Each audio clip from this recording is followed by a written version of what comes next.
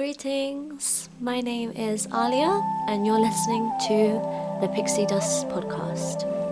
I am a mentor and poet that focuses on the subconscious mind and subconscious healing, specifically when it comes to manifesting and creating the reality that you want. Today, we're talking about one of my favorite things to talk about, which is the ego and the soul. I love talking about this, honestly, because my first experience with all of this stuff was obviously the ego death that I went through in 2019, 2020. I read Power of Now. I started to really understand what role the ego played. And it transformed my perception of understanding myself in terms of recognizing what parts of me are my ego and what parts of me are my innate natural soul being.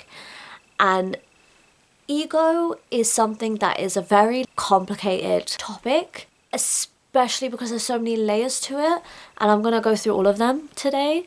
I think the first thing I want to say is that I know I've said ego death, I really mean ego transformation. That's what I'm talking about. It's just that people, as I said, I think in previous podcasts, in the general society know what an ego death is.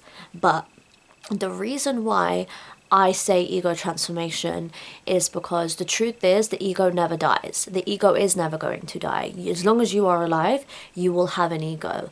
And so when you're going through these moments in your life where your ego is transitioning and quote unquote dying, your ego isn't suddenly disappearing from you. It's just shifting and changing. And you're also learning to become more in control of your ego.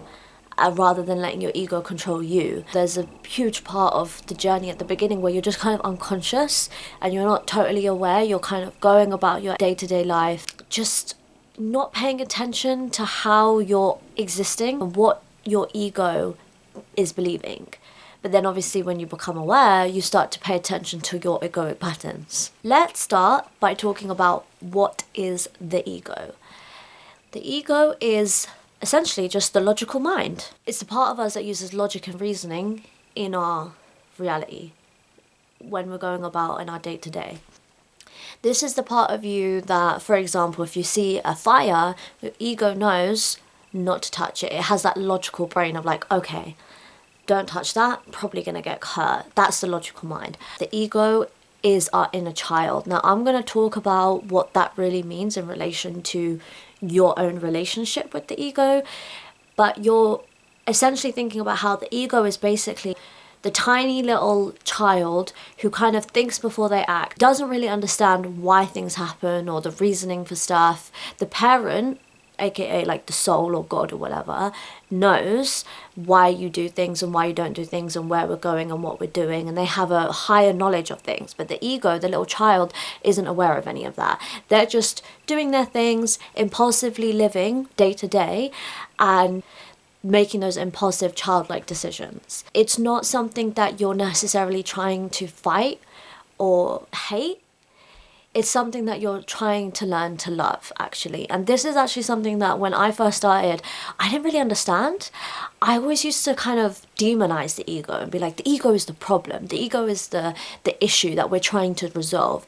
The ego is not the problem that you're trying to resolve. The ego is part of you.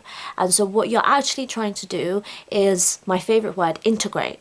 You're trying to integrate it into a part of your soul so that it's not unconsciously controlling you. And just like a little child, you have to nurture it, you have to reassure it, you have to give it love, because the ego just doesn't know any better. It uses logic and reasoning to make its decisions. It doesn't understand about the higher intuitive knowledge, and that's the difference, is obviously the ego versus the intuition, because the ego doesn't lead with intuition. The ego is leading with logic, with, well, this worked and therefore this must work. Or this worked before and therefore this must work. The intuition just uses feeling. It's part of the body. It uses its feeling and deep inner knowing to make decisions. Learning how to nurture and reassure your ego so that you can become friends with it is really, really important on your journey, because you're not here to let your ego die. That's not possible. And if you're trying to resist and shove it away, it's not gonna really work. You're gonna just sort of, like the shadow, it becomes repressed. And so understanding what your ego actually is and what roles and functions it has to play is really important in understanding who you are. Obviously in society, we have this common knowledge, or like we grow up with this common idea of ego as you're full of yourself. They have a lot of ego. They're egotistical. That's not what ego is. That's a trait of the ego. Ego is all of those parts of yourself that might have some vanity or some anger or whatever it is. It's the reactive parts of you, but it's the reactions. It's the parts of you that have been shaped and formed by society. And so when we're thinking about ego, we're thinking about how society is perceiving me, how I am perceiving society. That's the ego. So it's our perceptions of things, it's the way other people are perceiving us. A good way to understand that is thinking about children, especially babies and toddlers and things. These types of beings haven't really developed a strong ego yet. So they're not really aware of other people's perceptions of them. They don't really care. They're very unfiltered. They're very spontaneous. They are intuitive. They kind of just jump from one thing to the next, impulsive, those things, because they don't have that ego yet to create those barriers of this is what society says I should do, so this is how I should behave. You know, and that's what the ego does. The ego is the societal structures put in place to dictate how you go about and what is right or wrong in your society. And so it's structures that you learn. The ego is learned behavior. It's not the innate part of you. Of course, because it's your learned behavior, a lot of the time people still identify themselves as their ego. They think they are the ego. Just like you might think at the beginning you're your thoughts and your feelings. It's the same with the ego. The ego is also thoughts and feelings, right? So when you're associating yourself as those things and not recognizing the separation of actually I'm just me, Alia, that's just a name. This is just flesh body. But the spirit within me is not the ego. It's something different. It's something just pure love, light energy. You know, it's energy, really. That's what it is, right? And obviously ego is going to be formed differently depending on where you're living and what society you're based upon, what is right and wrong in your society. That's what your ego is going to start associating with. Understanding yourself as separate from that is starting to understand what your ego really is, because you are not your ego. A really great quote that I love is when Eckhart Tolle in Power of Now, when he had his ego death, the thought that caused it was when he thought, I can't live with myself anymore. And he said, well, what is the myself that I can't live with? And that's when he realized that that self that he can't live with is his ego. Recognizing those two beings of, well, there's the self and then there's the I. I don't know if you know Descartes, the philosopher thinker. There's this really famous quote that he uses, I think, therefore I am. And I've actually always not vibed with that, because your being of who you are, you being an intrinsically I am, is not based on whether you think. It's just you are. I am. That's the quote. That should be the quote. It's just I am. And I am regardless of anything. Because obviously what he's talking about is the fact that because he's aware that he's thinking, therefore he's aware that he's a conscious being. I get that. But again, creating that separation, knowing that there is the self, there is the I that I can't live with, or whatever, or I that I can live with, that's the ego. Okay, so if we're talking about what the ego is, then again, obviously we need to talk about the soul is, which is the other part of us. And that is just obviously consciousness. So again, signs, signifiers, if you don't believe in having a soul, you might just call yourself, what, I have consciousness. It's the same thing. So again, don't get so hung up on labels. That can really limit your growth, because if you're trying to grow and evolve and then you're letting something like a label stop you of what you define as God or what you define as the soul, you're creating limits for yourself. So don't let labels limit you. Call it whatever sits right with you, but I'm calling it the soul. The soul itself is obviously that consciousness, is energy. So it's just being. It exists before you're alive in this life, and it will exist after. And so it's connected to the higher realms, it's connected to that universe, the things we talked about when we talked about law of attraction. The soul is connected to those parts. It's also our innate knowing, our intuition. So, you know, when we talked about the law of inspired action, we get that through the soul. It comes through the soul. So when we have this deep gut feeling of something, that's the soul speaking to us. It's also God speaking to us. Obviously, God breathed life into Adam, or whatever quote, whatever label, whatever signifier you need to use. The point is that God consciousness within us, the soul being, it's speaking to us. That's what it is. It's that energy. What we want to think about is, what is the relationship between the ego and the soul? How do they work together? They both have their purpose. The ego is useful, and so is the soul. The key thing, though, is that a lot of the time in our, especially logical, sort of structured capitalist society, we've been taught to lead with the logical mind, with the structured, societal, specific, this is how you should do it type of way. And so we kind of lead, and that's why we start to identify with the ego, because our conditioned to think that that's how we should be operating our life upon. That's how we should be living our life, is using the ego to make all of our decisions and to be our logical brain that we constantly use. When I say they both have their purpose, what I'm talking about with the ego and its purpose is that it's there for logic. It's there to help us understand the world around us a little bit. So, like I said before, a young person might see a fire and think, oh, I'll touch it. And maybe they touch it. But then the ego learns, ow, touching the fire hurts. So then the ego adopts, well, fire, don't touch. And so that's what the logical mind is for making those types of decisions, those logical decisions where, okay, well, egoically, I know that if I touch a fire, I'm going to get hurt, so I'm not going to do that.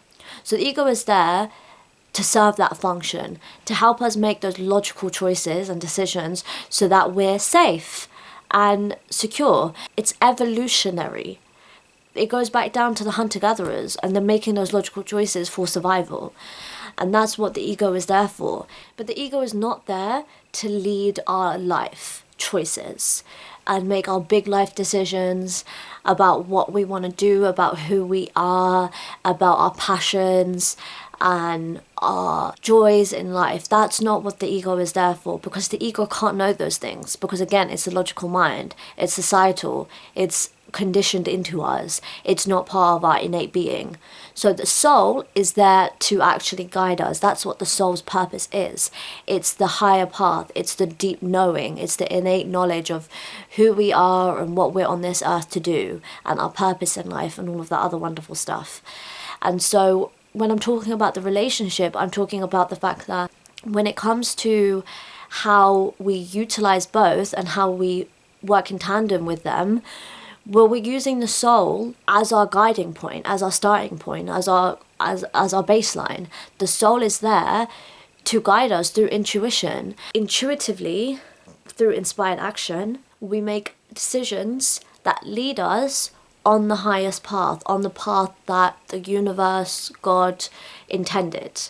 If we allow our intuition to guide us, we're fulfilling our kind of purpose. We're not letting society or anything else get in the way of what we're deciding to do.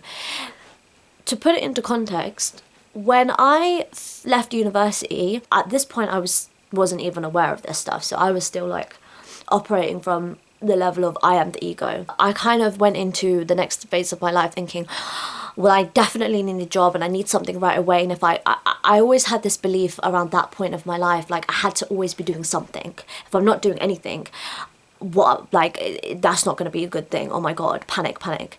So I left university and immediately thought, okay, let me get a teaching degree, because that's what logically makes sense, right? In terms of the next step. I was just thinking about it through logic, through the ego. So I did that, and guess what? It was horrible. I was miserable. I hated it. I mean, I loved the kids, but the environment and the energy of the school, I just did not like it. I experienced racism, and I just did not have a good time. And that was actually when I went through my crises and had my ego death, because I was in such a state that it was almost like a collapse. My ego couldn't take it anymore. It was it couldn't handle all of it. So it just sort of collapsed and quote unquote died. And it was at that point I'd actually read Power of Now, and I started to understand these concepts of, intuition, just intuitively allowing, okay, what feels good, what feels right, what feels purposeful to me to do in this moment, what would make me happy, irregardless of whether it's right society-wise, whether I'm being productive based on what society would expect me to do, which is just get a job and contribute and blah blah blah. I was like, okay, put all of the expectations of what I should do based on what society expects of me. Let's think about what my intuition wants. And honestly, at that point, all I could think about was, well, I love learning. I love it. I love university. I'd love to continue learning. And so I just thought about, well, let me do a master's. And my God, it was the best decision that I ever made. And it massively contributed to where I am now. After I started doing the master's, again, intuitively, I was like, let me do it part-time, because in pretty much every other country other than the UK, they do masters over 2 years, but in the UK, they do masters over 1 year. And so I was like, no, let me do it over 2 years, part-time. And I started up my own tuition business at the same time. So I was doing that. And then I just sort of realized, like, this is what makes sense, is like not planning and predicting the future in 5 years' time, what am I supposed to be doing, but just thinking, okay, intuitively, let me think about the next thing that feels good. And then after my master's, it was working in Parliament. I was working on Palestine issues. I had no idea what I was doing when I left that job. I literally was like so lost. I discovered manifestation at that point, and then I released a book, and then I worked in a bookshop, and then I moved to Japan, and now I'm here starting my own business. So by using the intuition and the soul to lead me, it allowed me to continue walking on the path that I know is my intended path. Allowing yourself to be led by your intuition and your soul rather than your ego dramatically changes and shapes the way that you experience your life and how satisfying that life is. So let's talk about then how to live in harmony with the ego. So if we're allowing our intuition and our soul to guide us, well, the ego is still there.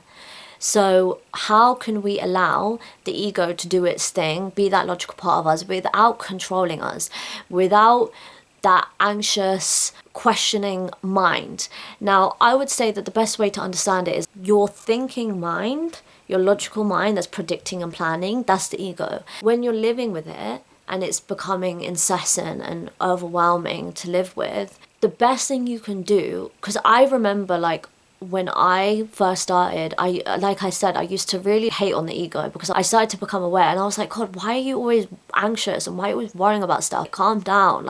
The ego is just such an obsessive thinker, and it's so annoying, and I wish I didn't have an ego. That's what I always used to say. But then I started to understand the ego and the way that it's formed, and the fact that, okay, well, yeah, the ego is formed when I'm a child through learned societal behaviors, based on what my parents have taught me, based on what society teaches, based on what I learn at school.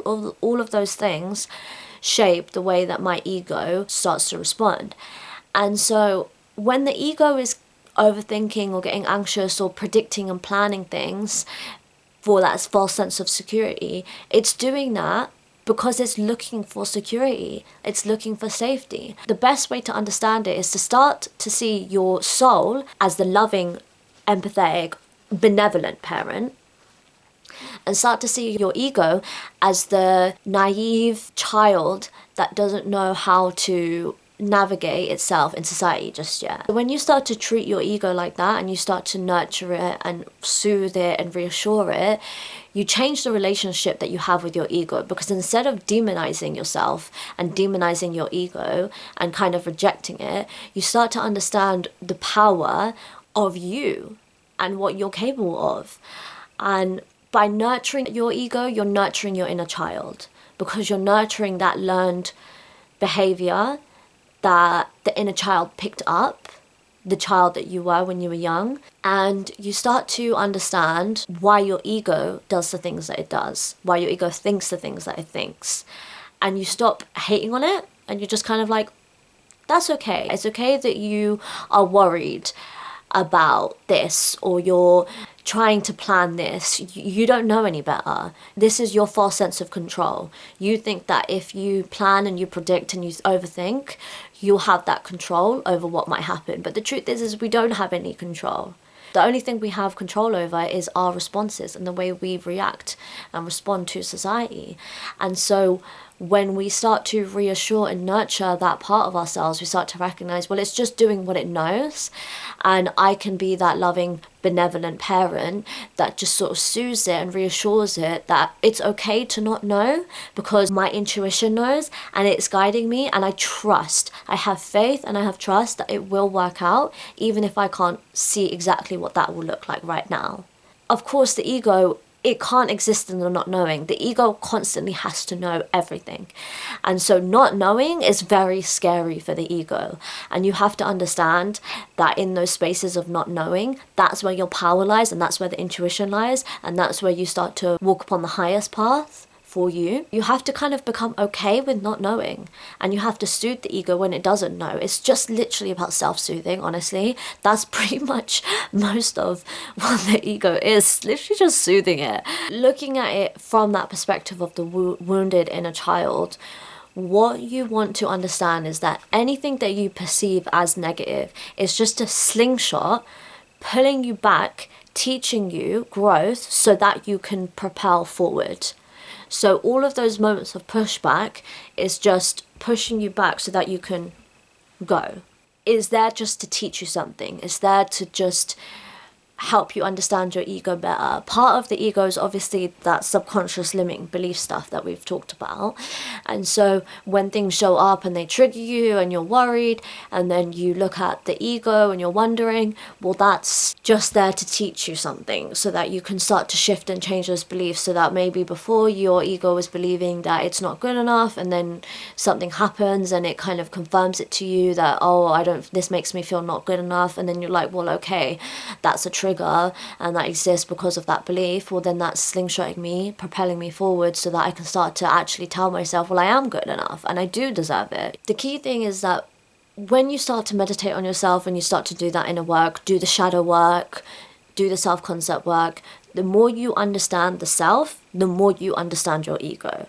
And so you stop becoming blind to the chatter, the mental chatter of the ego, and you start to become aware and in control. The ego as a sense of fear as well is really important to note, because that is also a part of the ego. It's the fears that we hold. It's the fears that we hold based on the things that have happened to us. Fear of abandonment, fear of loss, fear of failure, fear of being seen. Those fears are part of the ego dynamic. And so the moment that we can recognize our own fears, we know that that's coming from the ego. It's not real, and it's just, again, perceived based on what has happened in our life and what has caused us to have those fears. So shining a light on those fears kind of draws them out and makes them less scary, because you're aware of them and you know, okay, this is part of me. I don't need to be so terrified of it anymore. I don't need to actually think that everyone's going to leave or abandon me. Another thing that really transformed my understanding of the ego was when I read this book, Soul Power. I'm not going to butcher someone's name. You know the amount of times that people have said Aliyah. So I understand the pain. So I'm not going to say the surname. But the point is that this book by Nikki called Soul Power, there's one chapter where she talks about this thing called the Achilles heel. And what she says that is this kind of fatal flaw. I don't know if you know like Greek tragedies and Hamasha. I know all about it because I teach Macbeth and I love Macbeth. In this concept of the Hamasha, the fatal flaw, what our Achilles heel is the core root of our ego. So it's the baseline that our ego always comes back to. So it's what we're rooted in. She says that all of our weaknesses stem from one major flaw. This fatal flaw is our weak spot, our Achilles heel. Spiritually speaking, even though we may have many virtues and talents, our weak spot brings us down again and again. Any problem we face, any life issue, can be traced back to this one fatal flaw. In order to heal and become whole, each person needs to track down the root of this negativity and pain. You should think about, is there a negative thought that keeps reoccurring in your mind? What is that thought? What is the root of it? Do you have a current obsession? What is the root of that obsession? In which circumstances do you become upset or distressed? What is the cause of that? Where do you experience pain? What's the source of that? What we're trying to work out is how this relates to the ego. So there are 5 roots. And I know mine, which is attachment. For me, whenever it comes to my issues, it's always to do with my attachment to things. So I have this particularly anxious style of attachment where I become overly attached to things out of the fear of abandonment, out of the fear of losing it. And so I overly attach because I'm scared. But then the problem is that because I overly attach, I'm drawing things away from me and I'm repelling things. And it's creating that kind of discord. It's due to this feeling of fear and dependence. It's also to do with death and impermanence and all of those other things. So that's one of them. So I know for me with my ego, whenever my ego is kind of facing an issue, it's always rooted in attachment. And I've done a lot of journaling on this, and I've noticed that no matter what situation it is, it's because of my attachment issues. And so I know that at the root, that's where the issue lies. It's because from childhood, I've always had these abandonment wounds. They got worse and worse and worse. And then it started to manifest in my reality that I faced a lot of loss in my life with my relationships. The other one is anger, as she calls it, a strong emotion excited by a real or imagined injury that involves a desire for retaliation. The issues associated with it is denial, betrayal, revenge, hurt, frustration, intolerance, those kinds of things. So if you find yourself with a lot of your issues, it's constantly rooted back to feelings of anger, then that's the main part of your ego that is unhealed. That's the basis of where your ego operates from. Obviously it comes from those fears of being hurt and being betrayed and all of those things. If your Achilles heel is greed, then it's to do with coveting, a fierce desire or longing to accumulate. And that's obviously to do with selfishness and desire. You might have fears of security, fears of emptiness. That ego root might be you're constantly seeking and desiring things, and you're wrapped up in accumulating more and more and more to kind of fill that void. Then there's desire, so to long for the possession of something or someone. So it's kind of to do with like having a negative power over someone and like lust and things. And then there's obviously that fear of intimacy and codependency. That's where the ego lies. And then obviously we have, she calls it the ego, which is the other Achilles heel, which is the false perception of self. In this context, she's talking about ego from the egotistical point of view, not the ego from the spiritual aspect. So she's talking about things like pride and arrogance, criticism, judgment, those types of egotistical natures. And obviously that comes from those fears of either being inferior, your need to be approved, seeking validation and other things like that. And so what she's saying is that these things, obviously, they're rooted in your ego in relation to the fears and issues that your ego has. But what she says that's really, really important is that whilst these are innate downfalls, they're also our superpowers. And this is the same thing that we talked about with shadow work, is that the parts of our shadow are also the parts of our light. And with your Achilles heel, it's the same exact thing. So where your ego struggles, if your ego struggles with attachment, if your ego struggles with anger as the main thing, that also means that you have this innate virtue. For example, if you're angry, your innate virtue is your ability to have unconditional love and peace and acceptance and forgiveness for people. You're really good at doing that.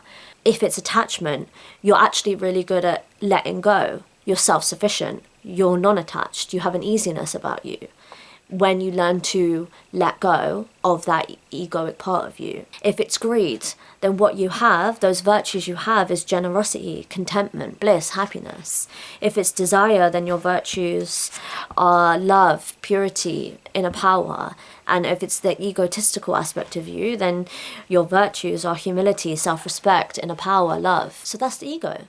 And from a cyclical perspective, I want us to go back to the beginning and talk about transformation and ego transformation and what powers you begin to possess when you start to understand your ego.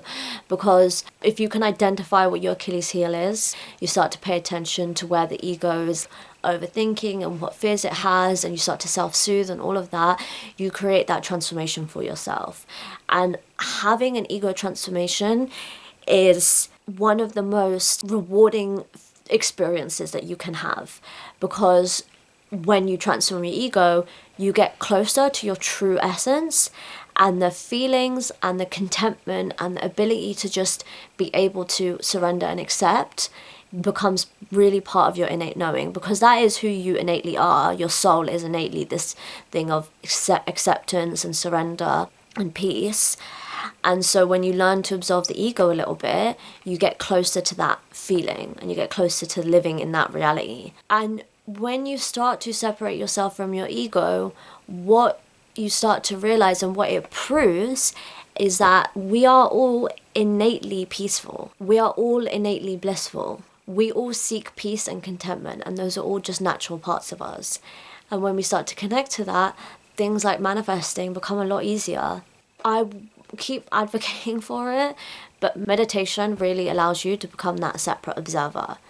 Because when you sit and close your eyes and observe your thoughts, you see who you really are. You start to understand that this identity that you have, your name, the way you look, your job, that's all a label. It's a construct. Who you are is who we all are. That law of oneness. You are a being. And when you can tap into that, you're living in the receiving mode. You're living in the mode where it's just very natural and very easy for you to create. I would 1000 times recommend Power of Now if you want to understand this deeper, because everything you need to know about the ego is in there. If you want to understand your ego and your soul, I actually have a lot of poems around that topic.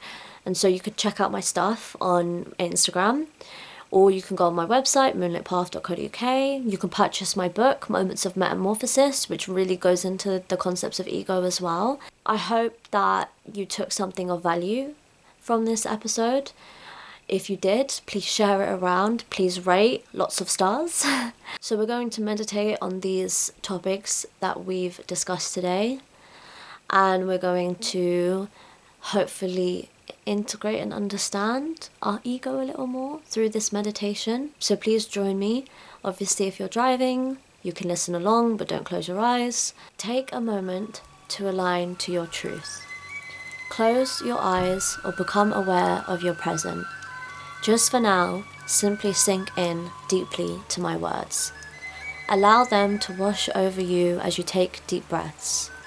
Breathe in. Breathe out. Breathe in.